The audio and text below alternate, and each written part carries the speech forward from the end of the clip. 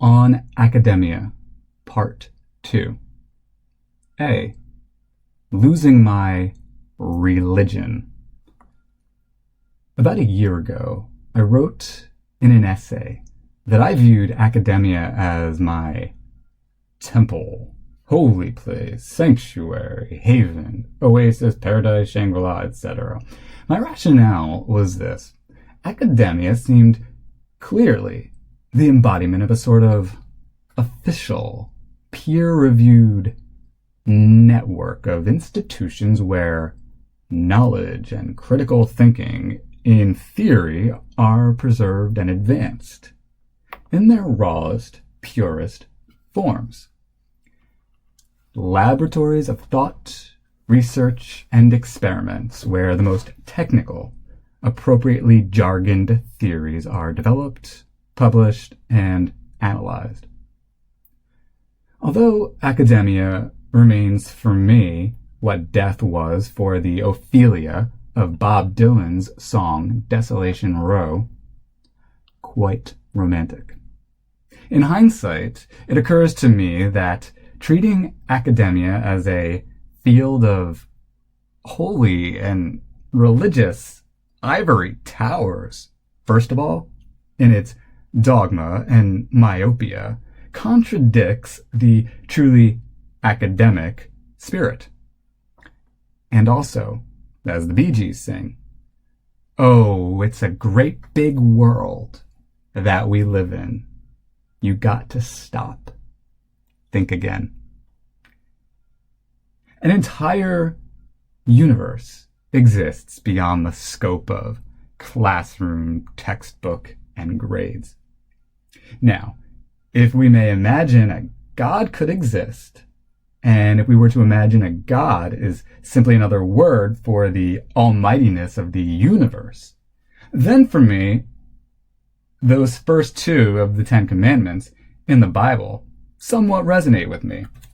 Thou shalt have no other gods before me. Thou shalt not make unto thee any graven image or any likeness of anything that is in heaven or above, or that is in the earth beneath, or that is in the water under the earth. Thou shalt not bow down thyself to them, nor serve them, for I, the Lord thy God, am a jealous God.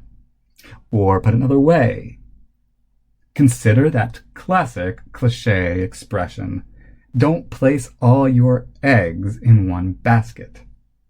Or, as Bob Dylan sings, it is not he or she or them or it that you belong to. I've not lost any of my passionate love for academia, or rather I have channeled it through a shifted and clarified perspective. The glimmers of its stunning beauty remain for me, and I still hope to find a way to spend all my life working as a professor of creative writing, but the university and its campus no longer serve as a religious institution for me. The closest I get to such a sacred place is when I think of the universe in general, as such. To think about it any other way, I believe, is to overlook the magnitude of the miracle and blessing that is this ultimately mysterious experience of human life. B. Anxiety, fear, and desire. Since July of 2014, I've been in love with academia, or the college scene, and for most of the time between then and now, just over half a decade, my dream has been to attend a graduate school to study something, and then work towards becoming a professor of something. I've changed my mind more times than I can recall about just what I might like to teach, and there were short periods in between when I thought I would prefer self-employment working in the media or climbing up the ladder within the world of politics over some kind of professorship, but I have leaned more often towards a desire to teach in higher education than I have leaned away from it. When I failed to both receive funding from an MFA program and employment from a nearby university after graduating with my bachelor's degree, I panicked, raced away from my dream, and grew convinced that academia would inevitably fizzle out from the economy in the midst of such a rich world of cheaper information exchange across the internet's digital media platforms. Also, the scarcity of job listings, college job listings, combined with all the lamenting and negativity of various disgruntled full-time and adjunct professors, frustrated with dropping enrollment numbers and so little funding, seemed to corroborate this. Something else also occurred to me. No matter how intense a desire I may feel for a thing, whether immortality, health, longevity, some love or sex fantasy, millions of dollars, traveling the world, no more war, etc., if I was to think reasonably about it, I'd need to find a balance within me between strategizing, logistics, planning, a considerable determination, all that jazz about chasing one's dreams, and finding a way to accept that you can't always get what you want. But if you try sometimes, well, you might find you get what you need. Mick Jagger, Keith Richards. Or that one should be able to see that things are hopeless and yet be determined to make them otherwise. Hold in balance the sense of futility of effort and the sense of necessity to struggle, the conviction of the inevitability of failure, and still the determination to succeed. And more than these, the contradiction between the dead hand of the past and the high intentions of the future. F. Scott Fitzgerald. Alas, it is the case that even as I leaned closer to accepting the wisdom of Jagger and Richards, that I might find I get what I need, if not what I really want, Fitzgerald's advice that one still possess the determination to succeed failed to resonate with me. It's as though the fear literally turned off all connection to what the desire meant to me and all I'd ever learned about persistence. The dream that I'd spent 5 years concocting and devoting my soul to, I believed, had been burnt at the stake.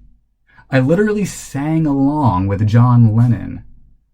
The dream is over, what can I say? The dream is over. Yesterday I was the dream weaver, but now I'm reborn.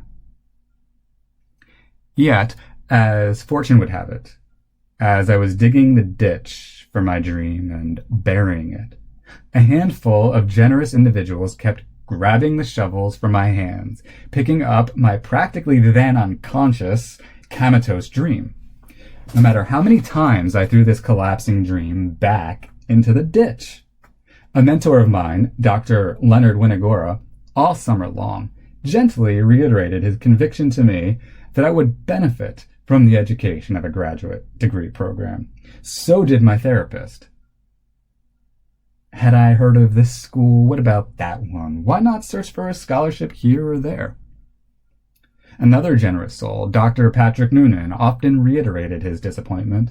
My boss, the soon-to-be Dr. Charles Haas, soon-to-be Dr. Charles Haas, also insisted all summer long that I keep my eyes on the jobs in academia. Meanwhile, I figured somehow I'd get famous by marketing podcasts on the internet relentlessly, looking back at that sad old world of academia, determined not to feel the pain of its demise. Late this last August one day.